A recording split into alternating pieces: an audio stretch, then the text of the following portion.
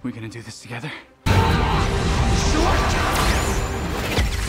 Hai, gua Ultratotix. Jadi di video kali ini gua mau review film Ultraman Rising yang tayang di Netflix Jumat minggu kemarin. Gua cuma pengen ngumpulin mod aja untuk ngebuat video ini karena kemarin juga sempat sibuk.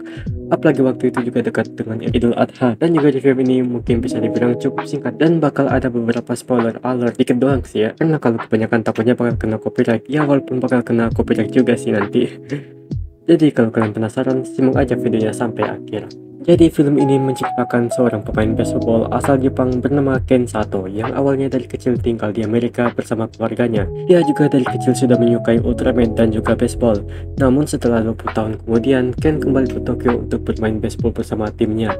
Ken awalnya tidak suka karena lebih nyaman di Amerika, namun karena ayahnya yang sudah tidak bisa lagi untuk bertarung jadi Ultraman, maka Ken lah yang menggantikan posisi ayahnya dan mewarisi kekuatan Ultraman juga. Karena 20 tahun sebelumnya, Ultraman yang muncul pertama sebelum si Ken ialah ayahnya sendiri yang bernama Profesor Sato. Sebenarnya ini bukan kemauan Ken Sato untuk berubah jadi Ultraman, tapi yang meminta Ken menggantikan ayahnya itu si ibu Ken sendiri bernama Emiko Sato. Alasannya sih karena Ken Sato ingin menjadi manusia biasa yang ingin meneruskan cita-citanya sebagai pemain baseball. Namun karena Ken udah diwarisi jadi Ultraman, Ken menganggap kalau ancaman kaiju itu hanya hal sepele yang harus cepat diselesaikan tanpa memikirkan keadaan sekitar. Makanya di awal-awal battle, Ken hanya mementingkan cara agar lawannya tewas daripada mempedulikan warga-warga dan gedung-gedung yang hancur. Jadinya warga di sana berpendapat kalau Ultraman yang dilihat sekarang tidak seperti dulu yang selalu memperhatikan sekitar kalau ada kaiju. Sempat ada momen di mana pertandingan baseball berlangsung, insiden kaiju juga pada saat itu yang diurus oleh KDF pun terjadi dan Ken pun terpaksa menjadi Ultraman untuk mengurusnya. Namun saat dimana kaiju Gigatron membawa telur yang merupakan anaknya yang belum menetas, Ultraman berusaha menyelamatkan telur itu dan menghentikan KDF yang sedang mengejarnya walau gagal. Karena KDF saat itu sudah tidak percaya lagi dengan Ultraman. Saat semuanya aman, Ultraman membawa telur itu, namun telur itu menetas dan muncullah anak kaiju Gigatron yang diberi nama Emi, yang dimana nama itu persis dengan nama ibu Ken.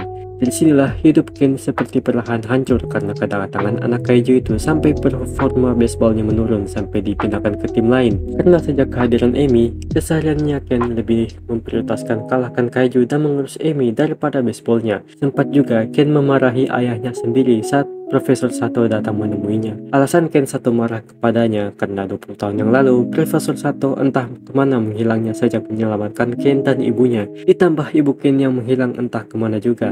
Dari sinilah semuanya sudah mulai cerita sepenuhnya sampai Ken menemukan jati dirinya dan berhasil merawat Emi dan mengembalikannya ke tempat asalnya dan juga karirnya kembali sebagai pemain baseball. Karena dari segi overall cerita Ultraman Rising yang menjadi nilai jualnya juga sudah dieksekusi dengan baik, mulai dari rasa senang, sedih, humor, dan juga epic. Kalian bisa tonton semuanya aja lebih lanjut jika penasaran. Selain dari ceritanya, hal yang menjadi menarik perhatian gue di sini adalah karakter developmentnya yang benar-benar kerasa. Mulai dari Ken yang awalnya narsis dan memiliki sifat sombong namun ceroboh, sampai di situasi sulitnya disitulah perlahan Ken menjadi dewasa dan lebih baik dari sebelumnya.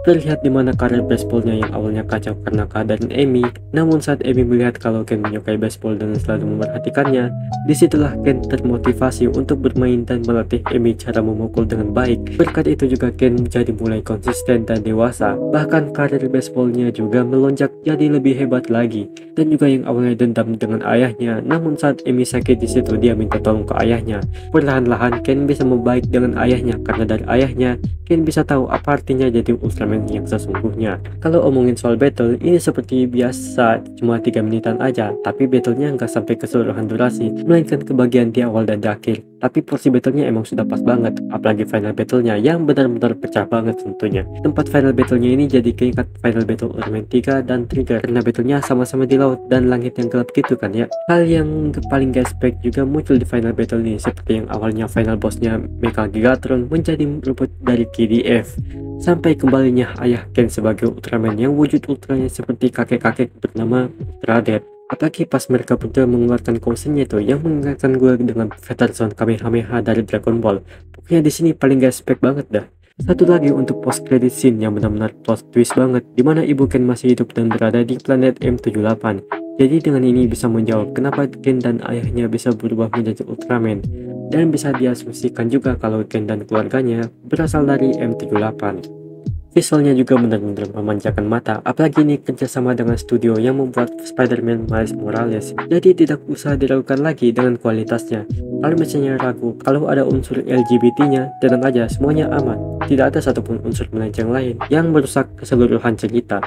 Rating gua untuk film ini 9,5/10. Meskipun ada kekurangan seperti bagaimana ibu Ken yang menghilang dan tiba-tiba sampai ke planet M78, itu nggak ada penjelasannya sama sekali. Tapi itu semua cuma minus minor aja sih ya, karena semua aspek cerita di keseluruhan film ini sudah dikemas dengan baik. Jadi itu aja review gua mengenai film Ultraman Racing Netflix ini. Kalau kalian rating berapa nih untuk film ini? Kalau misalnya gua ada yang salah atau kurang, boleh banget atau tambahin atau koreksi di kolom komentar. Terima kasih yang sudah pada mampir. Gua Ultra Dah.